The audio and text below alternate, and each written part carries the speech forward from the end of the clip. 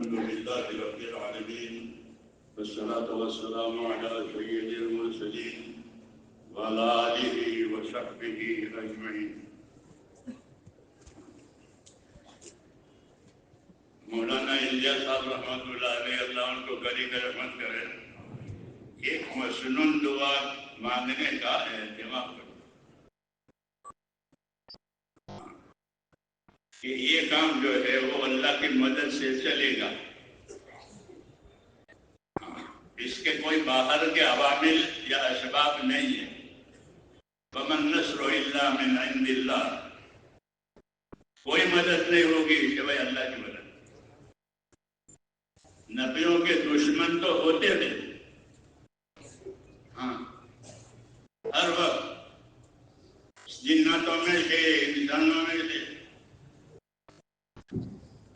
دشمنی کرتے تھے. آپ کے ساتھ بھی کی جناتوں نے، انسانوں نے. اس کو بھی اللہ نے جتایا ہے، وَكَذَلِكَ جَعَلْنَا لِكُلِّ نَبِيٍّ عَدُوًّا مِّنَ الْمُجْرِمِينَ. لیکن فرمایا وَكَفَىٰ بِرَبِّكَ هَادِيًا وَنَصِيرًا. مجرمین دشمنیاں کریں گے، کوئی بات نہیں، مخالفتیں ہوگی، کوئی بات نہیں. کیوں کہ کفا بربک ہادیا ونصیرا، اے نبی تیرا پروردگار کافی ہے اس کام کے لیے، ہدایت دینے کے لیے اور مدد لینے کے لیے. تو نبی کو دو ہی چیز چاہیے، نبی کو اپنے امت کی ہدایت چاہیے اور اپنے لیے مدد چاہیے. اور کیا چاہیے اس کی؟ تو اس کی بشارت یہ کہ کفا بربک ہادیا ونصیرا، تیرا پروردگار ہدایت دینے کے لیے بھی کافی ہے اور مدد دینے کے لیے بھی کافی ہے. یہ دعائیں ہیں اور یہ ہتھیار ہے. کیا ہے؟ یہ ہتھیار ہے. دعا کس کا ہتھیار؟ ایمان والے کا. ہاں، ایمان والے کا ہتھیار کہ اس کی دعا ہے، کہ وہ دعا اللہ سے مانگتا ہے، اور اس کی دعا اس کا ہتھیار ہے کہ وہ اپنے ہتھیار سے اپنا بچاؤ بھی کرتا ہے اور اپنا کام بھی نکالتا ہے. دونوں ہوتی ہے. اس لیے اس کام میں اللہ سے تعلق پیدا کرنا وہ ضروری ہے سب سے زیادہ، کہ ہمارا تعلق ہمارے اللہ سے ہو جائے. اس کو انابت کہتے ہیں، اس کو انابت کہتے ہیں. انابت کہتے ہیں دلوں کا رجوع اللہ کی طرف ہو. وَأَنِيبُوا إِلَىٰ رَبِّكُمْ وَأَسْلِمُوا لَهُ،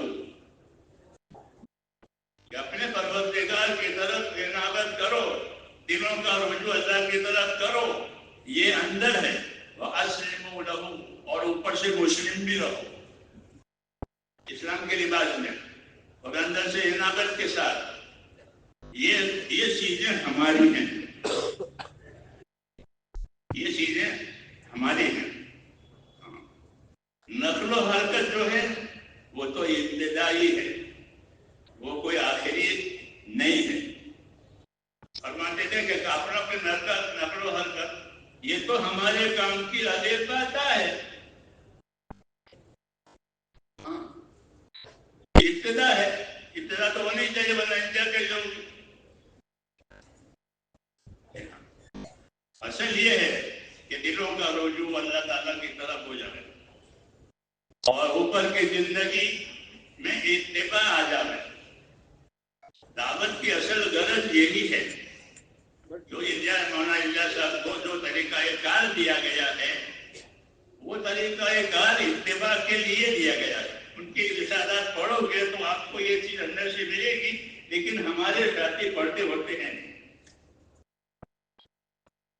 ان کی تبلیغ علم و ذکر سے گولی ہے. ہاں، سچی بات یہ ہے. کون پڑھتا ہے؟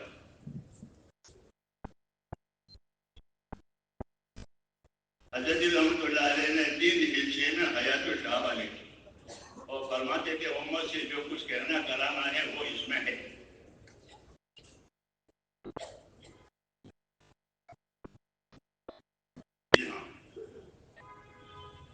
ایک بات یہ ہے جب نفوس چلے جاتے ہیں تو نفوس سے کام لیا جاتا ہے.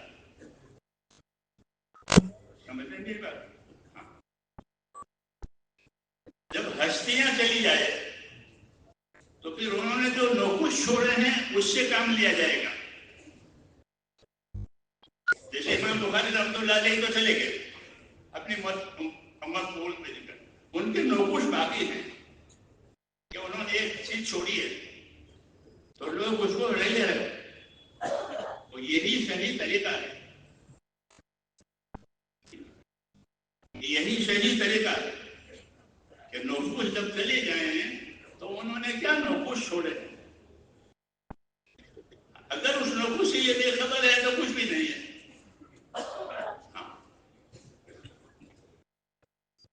اس لیے ہمارے ہاں علم و ذکر جو ہے وہ تو ہماری پٹڑی ہے. پٹڑی کے بغیر ریل کیسے چلے گی؟ چلے گی نہیں, چلے ٹھیک ہو جائے گی, دیر ہو جائے گی. اس لیے اس محنت کے ذریعے سے امت میں علم و ذکر زندہ کرنا ہے. خالی نقل و حرکت سے جہالت دور نہیں ہوتی. محنت وجود میں آتی ہے کیونکہ چلتے ہیں پھرتے ہیں. محنت منفعت کے لیے ہوتی ہے. جتنی محنتیں ہیں وہ کس کے لیے ہوتی ہے کہ منفعت کے لیے, اس کے فائدے کے لیے ہوتی ہے. ہر محنت کی ایک منفعت, تجارت کی محنت کہ نفع کمانے کے لیے, زراعت کی محنت کہ زمین کی پیداوار لینے کے لیے, اور دین کی محنت کہ دین کی محنت دیندار بننے کے لیے. ہاں, اور کیا ہے کہ دین کی محنت دیندار بننے کے لیے ہے کہ اپنے آپ کو دیندار بناؤ. اور دینداری کا معیار وہ جناب رسول اللہ صلی اللہ علیہ وسلم ہے کہ آپ نے یہ فرمایا کہ صلوا کما رأیتمونی اصلی. حدیث شریف ہے ایسی نماز پڑھا کرو جیسے مجھ کو نماز پڑھتے ہوئے دیکھا ہے. علماء کا یہ کہنا ہے کہ نام نماز کا لیا ہے اور مراد پورا دین ہے. نام نماز کا لیا کہ ایسی نماز پڑھا کرو جیسے مجھ کو نماز پڑھتے ہوئے دیکھا. یعنی ایسی دینداری اپنے اندر پیدا کیا کرو جیسے دینداری میرے اندر دیکھتے ہو. یہ مقصد ہے. صلوا کما رأیتمونی اصلی, ایسی نماز پڑھنا جیسے مجھ کو نماز, ہم نے نماز پڑھتے ہوئے دیکھا نہیں ہے. جن لوگوں نے دیکھا ہے انہوں نے اپنی نمازیں بھی بنائی اور انہوں نے اپنی زندگی بھی بنائی. پھر وہ زندگیاں منتقل ہوئی. تو اصل مقصد یہ ہے کہ زندگیاں جو ہیں وہ دین پر آ گئی, کہ دینداری زندگیوں میں آ گئے. یہ اصل مقصد ہے کہ جو جس شعبے میں ہو اس شعبے کا اس کے پاس دین ہو. عبادت کا دن تو سب کے لیے ہے. جی ہاں, ایک اللہ ہے اس کی عبادت کی جائے گی. پھر جو جس شعبے میں تاجر کے بعد تجارت کا دین, مزدور کے بعد مزدوری کا دین, حاکم کے بعد حکومت کا دین, زمیندار کے بعد زمینداری کا دین. یہ مقصد ہے. اس کے لیے علم و ذکر رکھا ہے. علم و ذکر جو ہے وہ دین کی پٹڑی ہے, ریل کی پٹڑی کو. تو علم و ذکر یہ دین کی 2 پٹڑیاں ہیں. علم ہے اس میں احکام ہے, ذکر ہے وہ اس میں اعمال ہے. احکام اور اعمال یہ ہمارا سرمایہ ہے کہ اس کام کے ذریعے سے زندگیوں میں علم و ذکر آ رہے, یعنی اللہ تعالیٰ کے احکام آ رہے.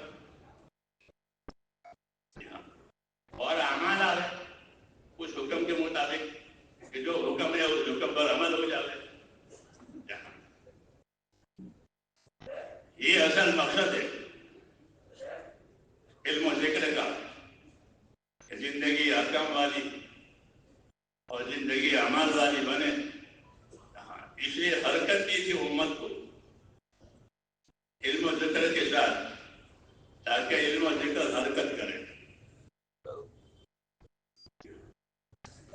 سیکھنے سکھانے کے ایسے طور طریقے اس زمانے میں نہیں تھے جیسے آج.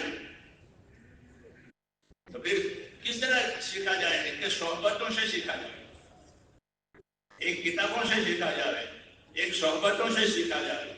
شہادت صحبت یہ دو سیکھنے کے ذریعے ہوتے ہیں. تو کتابیں تو تھی نہیں، تو لوگ صحبتوں میں سیکھتے تھے، پوچھتے تھے، یاد کرتے تھے. ان کے غلام، ان کے نوکر، ان کے پاس بھی دین کا علم ہوتا تھا. غلام ہے، نوکر ہے، باندیاں ہیں، تو ان کو دین دیتے کہ تم ہم سے دین سیکھو. کیوں کہ یہ سب کے لیے ہے. ابن عباس اپنے خادم کو مقرر کرتے تھے کہ جب میں غسل کروں تو مجھے دیکھنا. ان کا ایک خاص نظریہ تھا، وہ 7 مرتبہ دھوتے تھے.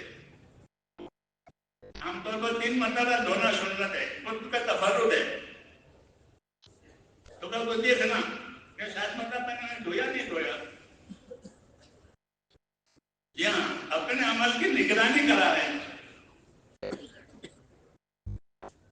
اپنے عمل کی نگرانی کرا رہے ہیں کہ میرا عمل ادھر ادھر تو نہیں ہو رہا. کیونکہ دین کی وجہ سے ہمارے اوپر 2 ذمہ داری آتی ہے. اپنی ذاتی زندگی میں استقامت پیدا کرنا، اپنی ذاتی زندگی میں دین پر استقامت اور پابندی پیدا کرنا، اور اپنے عمومی زندگی میں نصرت کرنا. یہ 2 ہمارے کام ہیں. استقامت پیدا کرو، کوئی سنت، کوئی مستحب نہ چھوٹے، کوئی فریضہ ہم پر باقی نہ رہے، کوئی نماز ہم پر باقی نہ رہے، کوئی فریضہ ہم پر باقی نہ رہے. ہمارا ہر ساتھی صاحب ترتیب ہو. ہمارے پر کوئی نماز قضا نہیں ہے، سب پڑھ لی. کوئی زکات ہم پر واجب نہیں ہے، کیونکہ حضور صلی اللہ علیہ وسلم اپنی تبلیغ میں فرائض کی دعوت دیتے تھے. آیا تو صحابہ پڑھو، فرائض کی آپ لوگوں کو تو نکلنے کی دعوت دیتے ہیں. حضور صلی اللہ علیہ وسلم فرائض کی دعوت دیتے تھے کہ فرائض ادا کرو. مستقل عنوان ہے تو دعوت الفرائض کہ اللہ کے فرائض یہ باقی نہ رہے کسی کے دل میں. اس کو استقامت کہتے ہیں کہ ہمارے دل میں کوئی فریضہ باقی نہیں ہے، کوئی نماز، کوئی زکات، کوئی رکن باقی نہیں ہے، سب ادا کر دیے ہیں. اگلی زندگی دیں گے اللہ تو اگلے فرائض ادا کریں. اس طرح ہمارا ہر آدمی صاحب ترتیب ہوگا. اس کا کوئی فریضہ باقی نہیں ہے، کیونکہ وہ اس کا داعی ہے. وہ داعی ہے لوگوں کے لیے اپنے دین کا. دین میں بڑی چیز کہ وہ اللہ کے فرائض. پہلی کتاب کھولو کہ فضائل والی تو بنی الاسلام والا خمسین کی حدیث ملی پہلے ورق پر. ہاں یہ اسلام ہے کہ یہ ارکان ہم سے ادا ہو جائے. بس ہم کوئی نیا دین لے کر نہیں پھر رہے. ہاں البتہ ہماری دعوت کہ وہ اتباع کی دعوت. یہی بات ہے. مولانا الیاس رحمۃ اللہ علیہ پر جو چیز اللہ نے کھولی تھی اس کی غرض و غایت اتباع تھی.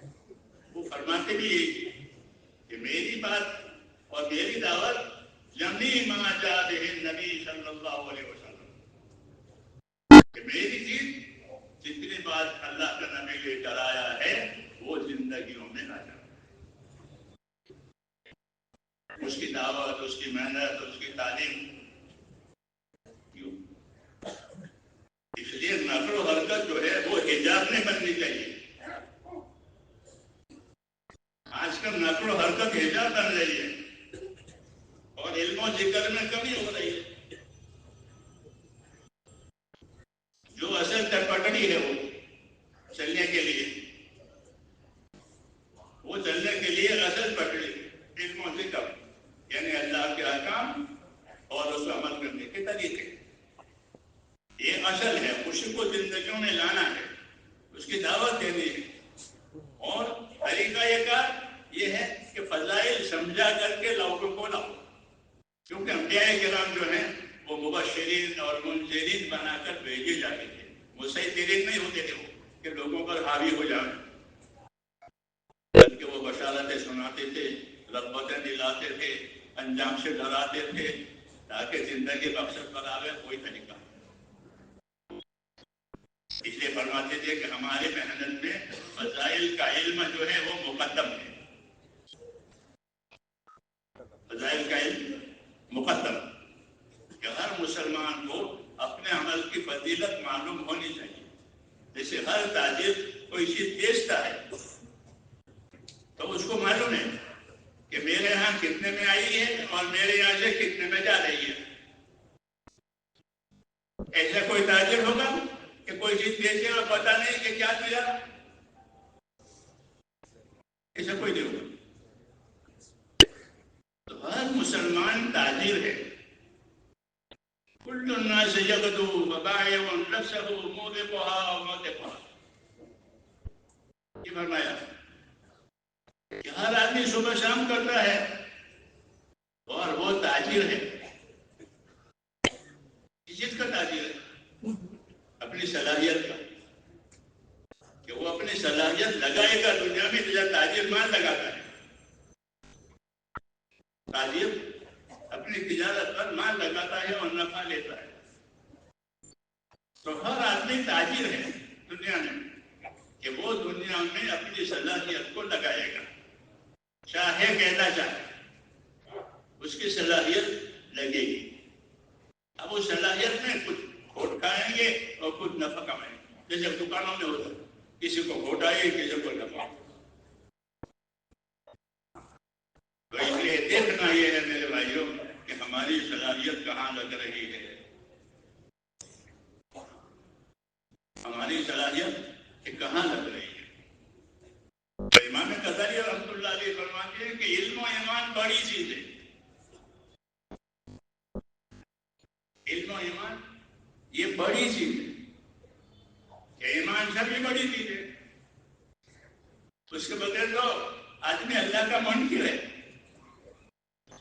دوسرے نمبر میں اس علم اس ایمان سے تقاضا پیدا ہوگا اطاعت کا۔ ایمان کا تقاضا ہوتا ہے اطاعت، کہ میں اللہ پر ایمان لائے تو اللہ کیا کرے گا؟ اطاعت کرو۔ وما ارسلنا من رسول الا ليطاع باذن اللہ، کہ جب کبھی رسول بھیجا گیا ہے تو اس رسول کے بھیجنے کا یہی تقاضا ہوتا ہے کہ ان لوگوں میں اللہ کی اطاعت آئے۔ تو ایمان کا تقاضا ہوتا ہے اطاعت کرنا۔ عبادت تو خالص اللہ کی ہوگی، اس میں کوئی شریک نہیں ہے، اطاعت میں شریک ہے، اللہ کی اطاعت، رسول کی اطاعت، اولو الامر کی اطاعت، کیوں کہ اس سے اجتماعیت بنتی ہے۔ اس لیے اسلام میں اطاعت کہ اس کی اہمیت ہے، کہ ہماری زندگیوں میں اللہ تعالیٰ کی اطاعت آئے، رسول کی اطاعت آئے، ذمہ داروں کی اور بڑوں کی اطاعت آئے۔ یہ اصل زندگی۔ حجۃ الوداع جو خطبے دیے ہیں اس میں کیا آپ نے اسی طرح اشارہ کیا کہ اپنے نمازیں ادا کرنا، اپنی زکاتیں ادا کرنا، اپنے ذمہ داروں کی اطاعت کرنا، تاکہ تمہارا جنت میں جانا آسان ہو جائے۔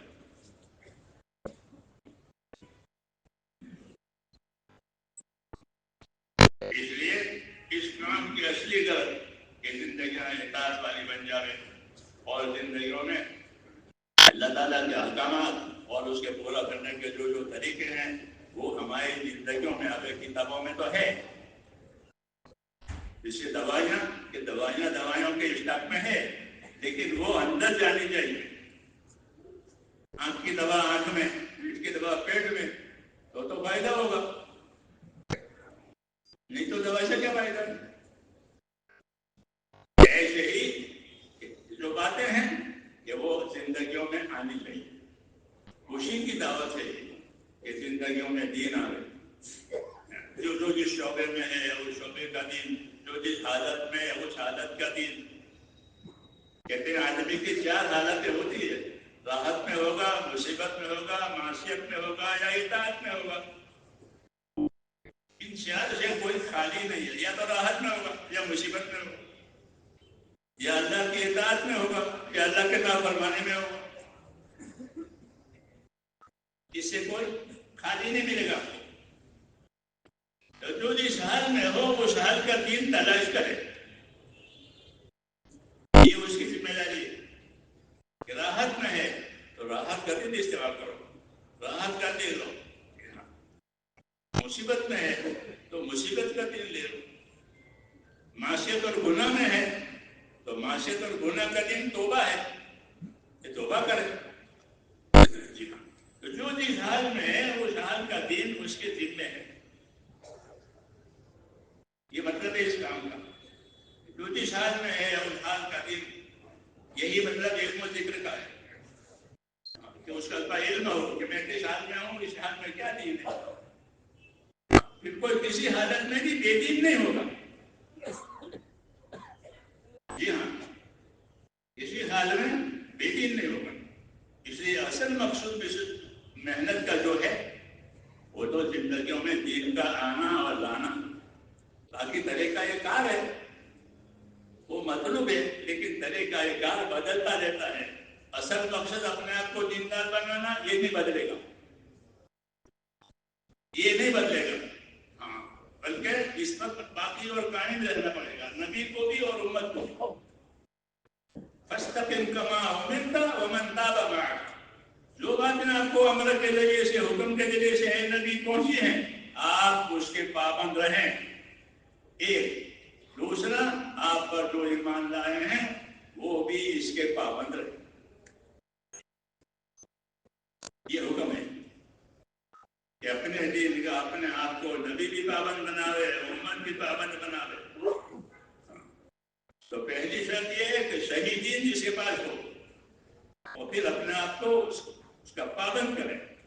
یہ ایک کام ہوا استقامت کا. دوسرا کام نصرت کا ہے کہ اپنے دین کے مددگار بنو، اپنے دین کے مددگار بنو. کہ دین کے لیے ایسے حالات، ایسے ماحول بناؤ کہ لوگوں کے ذریعے لوگوں کو اپنی جگہ اپنے دین پر چلنا آسان ہو جائے. اس لیے حضور صلی اللہ علیہ وسلم نے امت کو حرکت دی ہے. کیا دی ہے؟ امت کو حرکت دی. جی ہاں، پہلے دن سے کہ جو ایمان لاتا تھا اس کو اسے قبیلے میں دیکھتے تھے. پھر جب قبیلے اسلام لائے تو جو اسلام لاتے ان کے پاس، ان کے قوموں کے پاس بھیجتے تھے، وقت بھیجتے تھے، جماعت بھیجتے تھے. جب اپنے قوم کو سمجھاؤ، اپنے قبیلے کو سمجھاؤ. یہ حرکت ہے دین کو زندہ کرنے کی، کہ ایک کے ذریعے سے دوسرے کو دین ملا، وہ آخر تک ہے. تو ہمارے ذمہ نصرت بھی ہے اور ہمارے ذمہ استقامت بھی ہے کہ ہم اپنی ذاتی زندگی میں استقامت کریں گے، اتباع کریں گے، اور ہم اپنی عمومی زندگی میں اپنے دین کے مددگار بنیں گے تاکہ دین پر چلنا ہر کوئی کے لیے آسان ہو جائے. نصرت کی مثال ایسی ہوتی ہے جیسے پانی برس گیا. نصرت کا معنی بھی یہی ہے، پانی برسنا. عربی میں عام معنی مدد کا لوگ لیتے ہیں، اصل معنی اس کا پانی پہنچانا ہے. پانی ہو گیا تو زمین زندہ ہو جاتی ہے.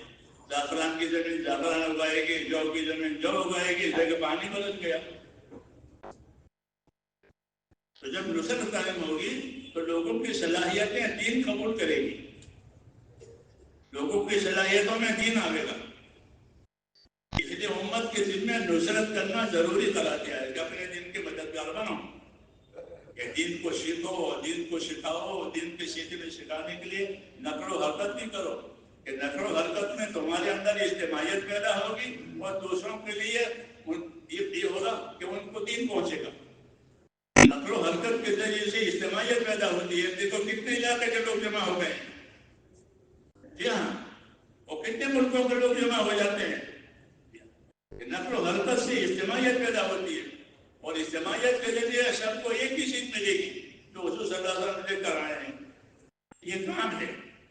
اس لیے نصرت کرنا ہمارے دل میں ہے. مسلمانوں کے جان مال اللہ تعالیٰ نے جنت کے عوض میں خرید لیے ہیں. یہ جان مال لگائیں گے اللہ ان کو جنت دے گا. جان مال لگانے والے کیسے ہوں گے؟ اس کی صفتیں بتائیے. التائبون العابدون کہ یہ توبہ کرنے والے ہیں، تمام غلط زندگیوں سے توبہ کر کے اللہ کے کام میں لگے. پھر اپنی عبادت میں کثرت کرے کہ کثرت سے عبادت کرے. ہاں، دعوت ہضم ہوتی ہے جتنی عبادت کثرت سے ہوتی ہے. اگر تبلیغ ہضم نہیں ہوتی تو عبادت کثرت سے نہیں ہوتی. اب کی بات کیا ہے؟ آزادی فرماتے تھے ہم کہ سدھوں کے نشانات صحابہ کے پیشانے پر ایسے ہوتے تھے جیسے بکری کے گھٹنے. بکری کے گھٹنے کیسے ہوتے؟ خاکی رنگ کے ہوتے ہیں، گھس جاتی ہے. وہ دیہات کے لوگ شہروں کے لوگوں کو بکری کے گھٹنے نہیں معلوم ہے. دیہات والوں کو معلوم ہے کہ بکری کے گھٹنے کیسے ہوتے ہیں. وہ پہلے گھٹنے ٹیکتی ہے پھر بیٹھتی ہے. تو دیکھا اس کا گھٹنا خاکی رنگ کا ہو، بال نہیں ہے، چمڑا بھی نہیں ہے. مثل الركب المعز، کہ ان کے گھٹنے ایسے تھے جیسے کہ بکری کے گھٹنوں کی پیشانیاں، کہ ان کی پیشانیاں ایسے تھی جیسے بکری کے گھٹنے. کتنی عبادت کی ہوگی، کتنے سجدے کیے ہوں گے کہ بکری کے گھٹنوں کی طرح پیشانیوں پر نشان پڑ گئے.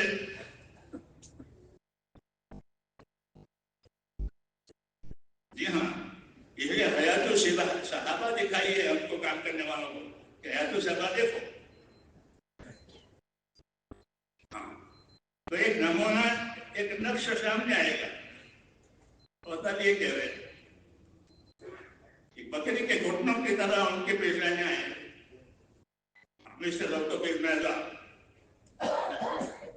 اور اللہ نے بھی گواہی دی ہے. یہ تو حضرت علی کا قول ہے. حضرت علی تو وہی جماعت میں ہے.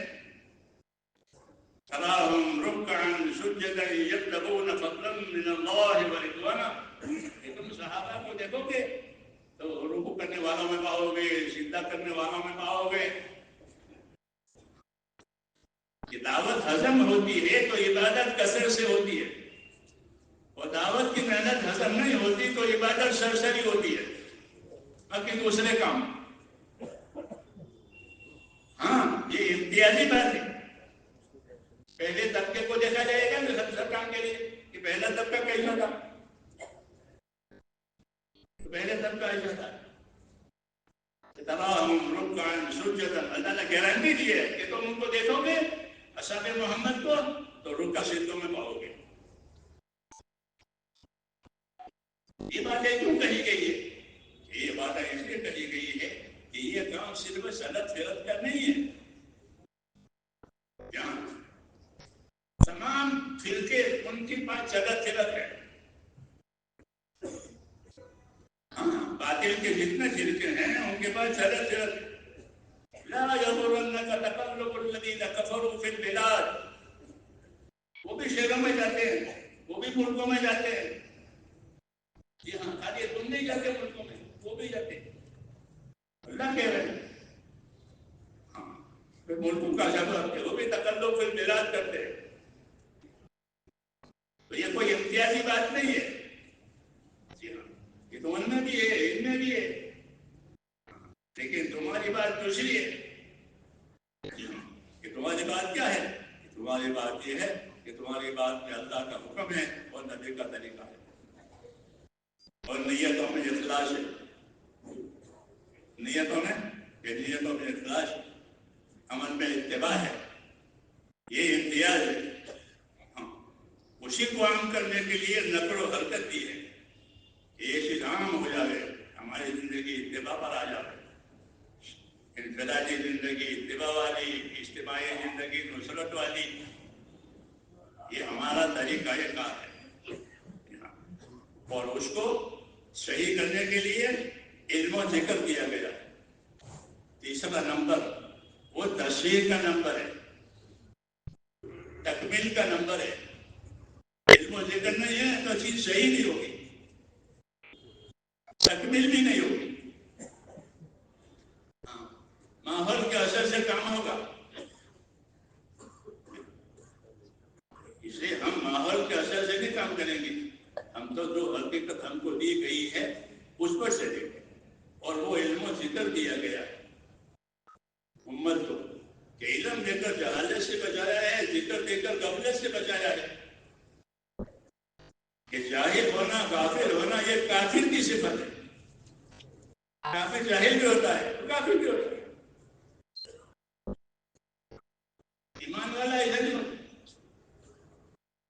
کہ وہ جاہل ہو، کیونکہ جہالت جہنم میں لے جاتی ہے. ایک کتاب پڑھائی جاتی تھی کریمہ، پڑھی لوگوں نے آپ لوگوں نے، اس میں یہ لکھا ہے کہ سرانجام میں جاہل جہنم دوت، کہ جاہل دیکھو عاقبت کمبوت، کہ جاہل کا انجام جہنم. کیوں کہ اس کے عملوں کا انجام اچھا نہیں ہوتا، جہالت کی وجہ سے وہ اچھے عمل کرتا ہی نہیں، جاہل ہے. تو جہالت کہ جہالت جہنم میں لے جائے. حضور صلی اللہ علیہ وسلم نے امت کو جہالت میں سے نکالا ہے اور علم و ذکر پر لا کر چھوڑا ہے. وہی اصل ہے کہ علم و ذکر کے ساتھ زندگی گزرے کہ اللہ کے کیا حکم ہے، اس کے کیا طریقے ہیں. اجتماعی زندگی میں، انفرادی زندگی میں، غم میں، خوشی میں، ہر حال ہمارے پاس اللہ کا دین ہے اور وہ بطور امانت کے بھی ہے اور بطور نعمت کے بھی ہے. دین بطور امانت کے ہے کہ اس کی حفاظت کرو، اس کی مدد کرو دین کی، اور نعمت کی ہے کہ نعمت کا اظہار کیا ہے کہ میں نے تم پر اپنی نعمت پوری کر دی ہے. اس لیے یہ نعمت بھی ہے، امانت بھی ہے. اس لیے اس کے پیچھے زندگیاں لگانی ہے، اپنی صلاحیتیں لگانی ہے اور اس کے ذریعے سے دوسروں کو فائدہ پہنچانا. صحابہ کے مواعظ میں یہ لکھا ہوا ہے کہ کونوا مصابیح الہدی، کہ ہدایت کے چراغ بنو. ہدایت کے چراغ بنو. کونوا مصابیح الہدی، ایک ایک مسلمان ہدایت کا چراغ بنے کہ اسے لوگوں کو ہدایت کی روشنی ملے. منابع الحکم، اور حکمت کے سرچشمے بنو. سنت کے پابند بنو. حکمت سنت ہے، یہ نصیحتیں ہیں حیات الصحابہ کی. حکمت کے چراغ بنو، ہدایت کے چراغ بنو. یہی اصل ہے اس کام کی غرض. اللہ تعالیٰ ہمیں اس کی توفیق دے. اس لیے صرف نقل و حرکت پر گزارا نہیں کرنا ہے کہ نقل و حرکت ہو گئی، کہ نقل و حرکت تو اس کو عام کرنے کے لیے اور اجتماعیت پیدا کرنے کے لیے، اصل اپنے اندر اتارنے کے لیے ہے. دواؤں کی تلاش ہے کہ دوائیں اندر اترے گی تو نفع دے گی، گھر میں رہے گی اس کا نفع نہیں ہے بلکہ اندر اترے. اس لیے یہ تیسرا نمبر رکھا گیا ہے علم و ذکر. علم و ذکر دیتے ہوئے دنیا میں جاؤ کہ تمہارے لیے پھر علم و ذکر کا راستہ کھلے گا. ہاں، جس چیز کی حرکت ہوتی ہے اس کے راستے بنتے ہیں. تو اس کا راستہ بنانا ہے کہ اللہ کا علم آئے، اللہ کا ذکر آئے دنیا میں. جی ہاں، یہ ہمارا کام ہے. اسی وجہ سے اللہ تعالیٰ اس کی نصرت کریں گے، اس کی حفاظت کریں گے، اس کی مدد کریں گے. اور یہ کام اللہ کی مدد سے چلے گا. وَمَن نَّصْرُ إِلَّا مِنْ عِندِ اللَّهِ. نبی کا کوئی مددگار نہیں ہوتا. جب وہ آتا ہے تو لوگ اس کے دشمن ہوتے ہیں، انسان بھی جنات بھی. لیکن ایک اللہ ان کا مددگار ہوتا ہے، پھر لوگ ان کے مددگار بنتے ہیں. فائدہ یہاں بھی ہوگا کہ لوگ شروع میں نہیں ہوں گے، پھر لوگ جڑیں گے.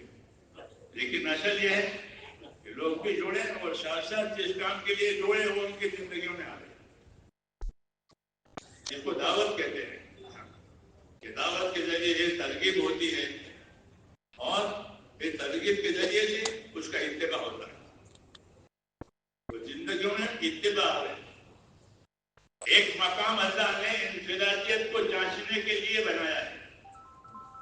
ہر آدمی کی انفرادیت جانچنے کے لیے اس کی قبر ہے. انفرادیت جانچنے کے لیے قبر کی زندگی ہے. اور کوئی اس کا شاید نہیں ہوگا, وہ اکیلا ہوگا. اس کی انفرادی زندگی دیکھی جائے گی. اس کی انفرادی زندگی کیسی تھی تو وہ اس کو سامنے آ جائے گی.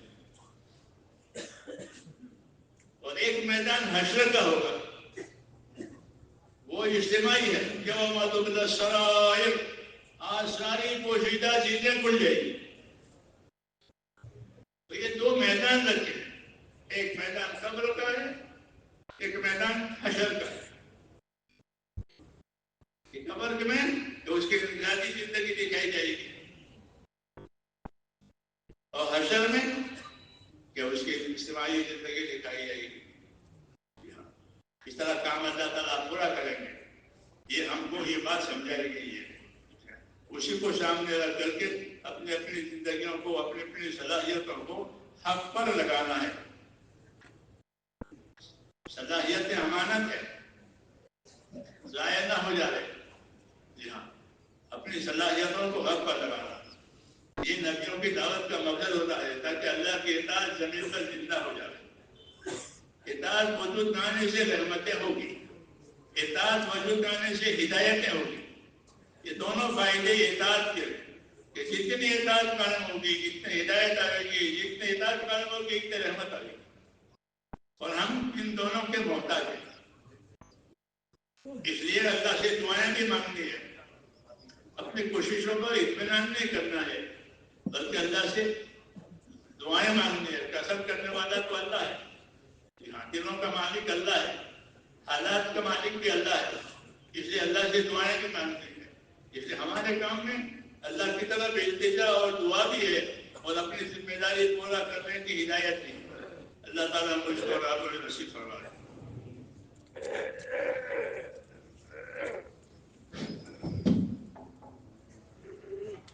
تشریف رکھیں, انشاءاللہ دعا ہوگی. اس سے پہلے چند ضروری اعلانات ہیں. ایک ریلوے کا کل ہند اجتماع انشاءاللہ 7-8 فروری کو حیدرآباد میں. ریلوے کا کل ہند اجتماع انشاءاللہ 7-8 فروری کو حیدرآباد میں ہوگا. یہ ہفتے کی فجر سے ہوگا انشاءاللہ, اور اتوار کے دن مغرب کی نماز کے بعد آخری مجلس اور دعا ہوگی انشاءاللہ. تو صوبوں کے ذمہ داروں سے درخواست ہے کہ وہ تمام حضرات ریلوے سے متعلق جماعتیں بھی بنائیں, اور ریلوے سے متعلق اپنے مجمع کے ساتھ اس اجتماع میں شرکت بھی فرمائیں. دوسری گزارش یہ ہے کہ آئندہ کل ہند مشورہ, جیسے اب یہاں سلطان شاہ میں ہو رہا ہے 20, 21, 22 اپریل پیر منگل بدھ کے دن, یہ انشاءاللہ آئندہ ممبئی جوگیشوری میں ہوگا.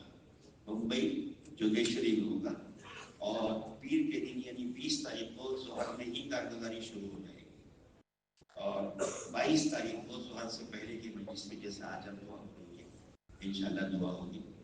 اس سلسلے میں درخواست یہ ہے کہ صوبوں کے ذمہ داروں کو تحدید کے ساتھ اس اجتماع میں شرکت کرنے کی تعداد بتائی جاتی ہے.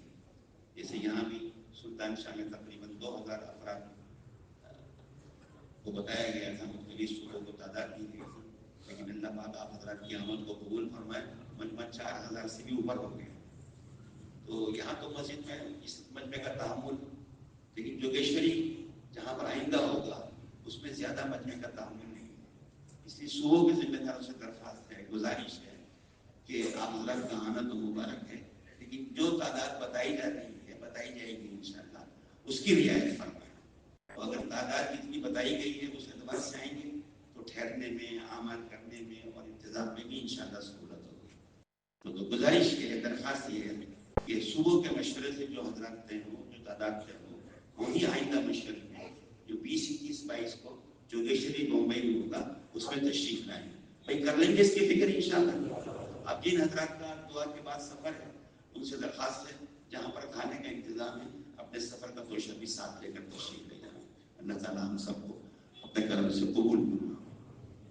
اور کے بعد یہ مطلب 20, 21, 22 اپریل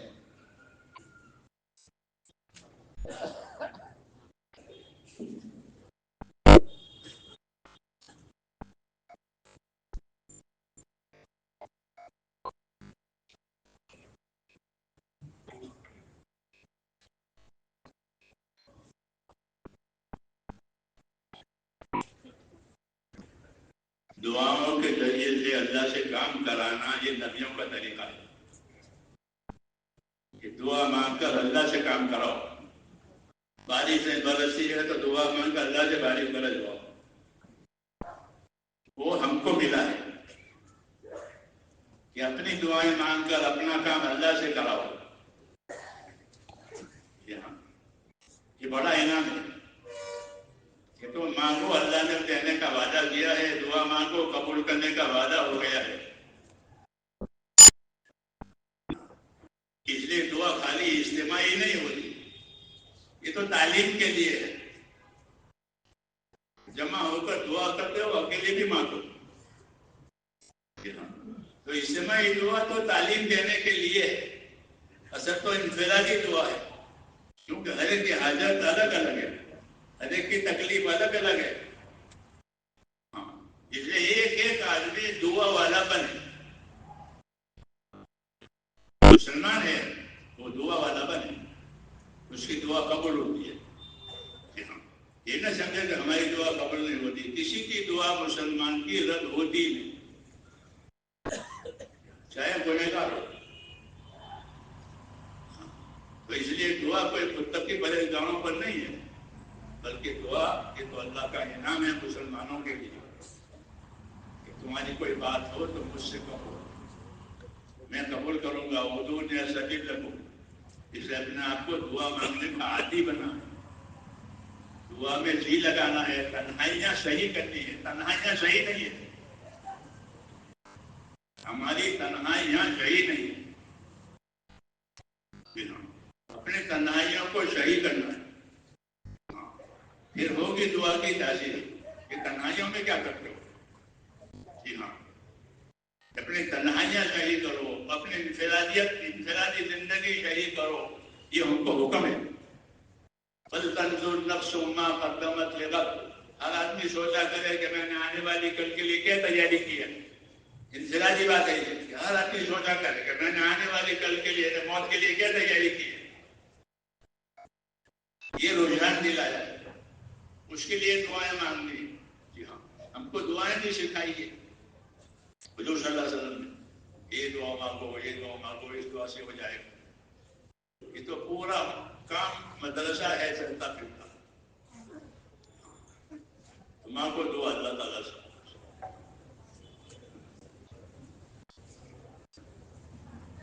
بسم اللہ الرحمن الرحیم. اللهم لك الحمد كله ولك الشكر كله ولك الملك كله بيدك الخير كله إليك يرجع الأمر كله. لا إله إلا الله وحده لا شريك له, له الملك وله الحمد وأنت على كل شيء قدير. اللهم أنت أحق من ذكر, أحق من عبد, وأنصر من ابتغي, وأرأف من ملك, وأجود من سئل, وأوسع من أعطى.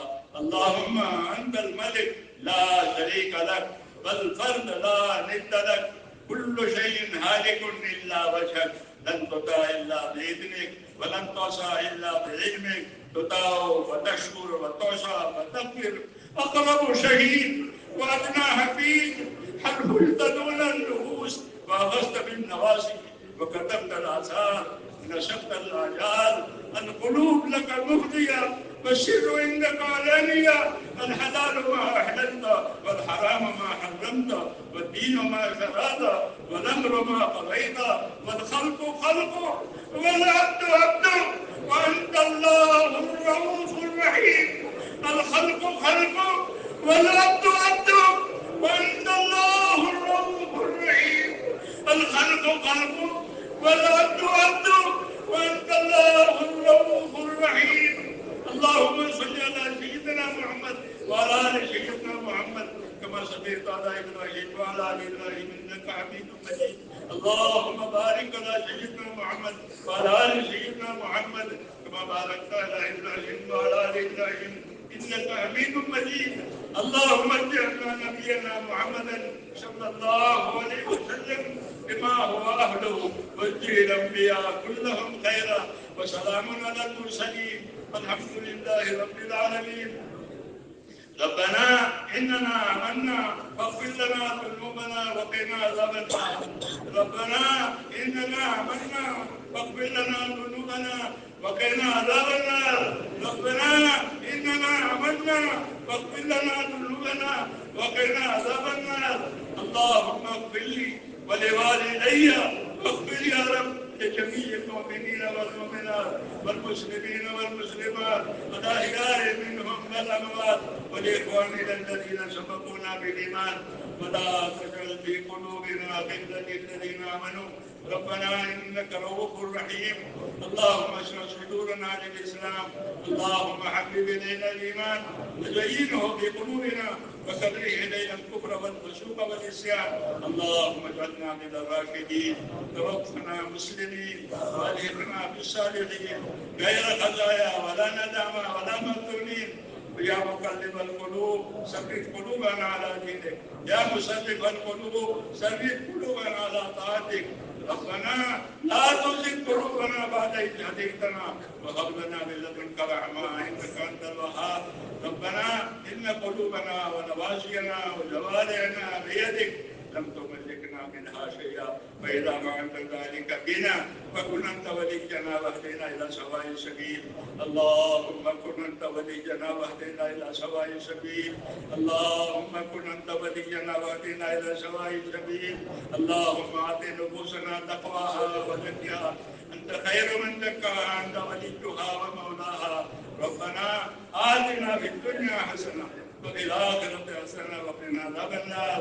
اے اللہ ہماری مغفرت فرما. اے اللہ ہماری اور پوری امت کی کوئی مغفرت فرما. پوری امت سے درگزر فرما. پوری امت سے اپنی ناراضگی کو اٹھا لے. اے اللہ موجبات مغفرت اور موجبات رحمت امت کی زندگیوں میں پیدا فرما. یا اللہ موجبات مغفرت اور موجبات رحمت امت کی زندگیوں میں پیدا فرما. اس عالی کام کے لیے اس امت کو وجود دیا گیا ہے. اے اللہ اس مقصد کی طرف پوری امت کی رہبری فرما دے. پوری امت کی صلاحیتوں کو اپنے دین پر لگا دے. ان کی صلاحیتوں کو برباد ہونے سے بچا دے. اور جتنی دینی محنتیں دینی کام ہو رہے ہیں وہ تجھے ان کا ہونا پسند ہے. ان تمام کاموں کی حفاظت فرما. اے اللہ ان میں ترقی عطا فرما. اس کام کرنے والوں میں اخلاص عطا فرما. استخلاص عطا فرما. استقامت عطا فرما. اپنی کوتاہیوں پر ندامت عطا فرما. اور کبھی کوتاہیوں کو اپنے کرم سے معاف فرما دے. ہمیں وہ خیر عطا فرما جو آپ اپنے مقبول بندوں کو دیا کرتے ہیں. ہمیں ان تمام شرور سے محفوظ فرما. تمام فتنوں سے محفوظ فرما جس سے آپ اپنے نیک بندوں کو محفوظ فرماتے ہیں. نبی کریم صلی اللہ علیہ وسلم نے خیر کے راستے کی جتنی چیزیں مانگی ہے وہ ہم کو عطا فرما دے. اور جن جن شرور سے پناہ مانگی ہے ان تمام شرور سے ہمیں بھی اپنی پناہ میں لے لے. اے اللہ جب تک زندگی باقی ہے تیری مرضیات پر گزروا دے. مرنے کا وقت آوے تو ہم میں سے ایک ایک کو کمال ایمان پر خاتمہ نصیب فرما. موت اور بعد موت میں برکت مقدر فرما. موت کے بعد کے ہلاکتوں سے حفاظت فرما. موت کے بعد آنے والے ہمیشہ ہمیشہ بھی رحمتوں سے مالا مال فرما. ہمارے پریشان حالوں کی پریشانیاں دور فرما. ہمارے بیماروں کو شفا عطا فرما. ہمارے محتاجوں کی مدد فرما. جو جس پریشانی میں ہے جس بیماری میں جس تکلیف میں ہے اے اللہ اسے اس کو نجات دے. پوری امت کو عافیت عطا فرما. صحت عطا فرما. توفیق عطا فرما. دین کی جو محنت ہو رہی ہے ایک ایک امتی کو اس سے وابستہ فرما اور ہمارے انجام کو صحیح فرما. ربنا آتنا فی الدنیا حسنہ وفی الآخرۃ حسنہ وقنا عذاب النار. وصلی اللہ تعالی